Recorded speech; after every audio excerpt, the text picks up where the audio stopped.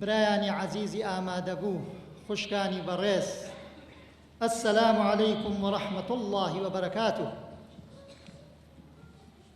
دیارە ئیمڕۆ ئێمە لە یادی پۆلێک لە شەهیدانی سەربەرزی ئیسلام لە شاری هەولێر کۆبووینەتەوە، نەک خوا نەخواسە تەنها بە مەبەستی یادکردنیان، بەڵکو بە مەبەستی دەرس و عیبرەت وەرگرتن لە سیرەی ئەو پیاوە مبارەکانە کە لە سەردەمی خۆیانە چیان کرد، چۆن گیانی خۆیانیان بەخشی لە پێناوی خوای گەورە و میهرەبان و میلەتە مەزلومەکەیان. دیارە وەکو لە فلیمەکەی شابینیتان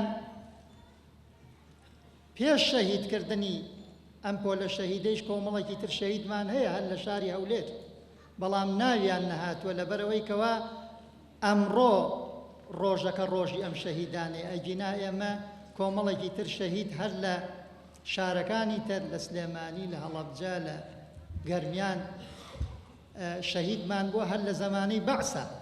بەڵێ بەڕاستی ئێمە لەیرەوە داوا ئەکەین ئەم کوردستانە لافاوێ خوێنی بۆ ڕێژراوە تا ئەو کیانەی دروست کردووە.